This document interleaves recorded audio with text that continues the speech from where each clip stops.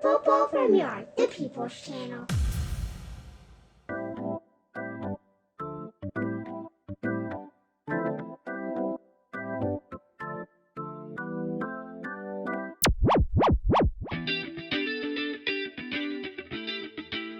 Greetings, football from Yard Massive. The Reggae Girlz have created history in Melbourne, Australia, qualifying to the knockout stage of the World Cup via a scoreless draw with South American champions Brazil.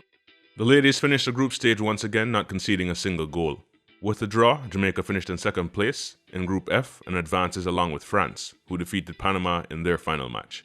Brazil, on the other hand, will need to modify their travel plans. As one of the pre-tournament favourites, they would have planned for a longer hotel stay in Australia and a later flight back home. Head coach Lorne Donaldson added the historic achievement to his already lengthy resume. The pragmatic leader once again went with a conservative lineup, using the same team that pulled off the surprise draw against number 5 ranked France. Rebecca Spencer was in goal, with Allison and Chantel Swaby in the centre of defence. Denden Blackwood was at left back, and Tierney Wilshire was at right back.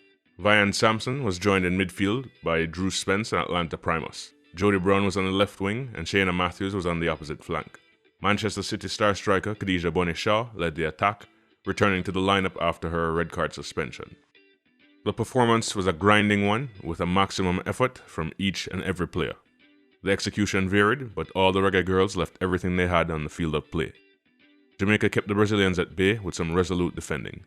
There were one or two opportunities to create some danger, but the team wasn't quite able to capitalize in the final third. Coach Donaldson displayed tremendous confidence in his starting unit and only made 2 changes during the game, bringing on the versatile Tiffany Cameron at halftime for yellow card carrying Shayna Matthews, and the other was high schooler Soleil Washington entering the fray for a fatiguing Jodie Brown. Rebecca Spencer continued her strong tournament run. Not only was her glove work top-notch, but in possession her footwork has matched that level as well. The defensive line had a gutsy performance and a never-say-die attitude. Even when the Brazilians did create some space, the Reggae Girlz did a good job of sending numbers at the Brazilians and recovering quickly. The midfield trio has logged a lot of minutes in the tournament, but fought through fatigue and stayed fighting to the very end.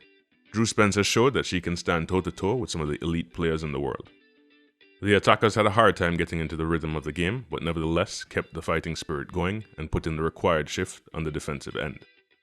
Coach Donaldson looked like he almost got a heart attack from the excitement of the draw and qualification for the next round. He set up his team with a strong spine so that it's hard for any team to defeat them.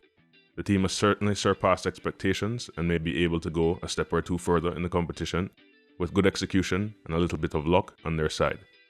The nation is undoubtedly proud of this historic achievement. In addition to the sheer joy of the moment, the ladies will be happy to know that their pockets will be substantially heavier when this tournament is over. The JFF will also benefit from a large windfall that could dramatically change the fortunes of the Federation and football in Jamaica, particularly women's football. There is a major opportunity to reset Jamaican football. Hopefully the powers that be use it appropriately and facilitate the development of a new generation of young ladies who have been inspired by the history-making Reggae Girlz. Amidst all the excitement, the team at some point will have to refocus on the knockout game in 6 days. That may prove complicated given the earth-shattering achievement. Either way, the team can worry about that tomorrow. Right now, it's celebration time. Respect as always. Linkage next time.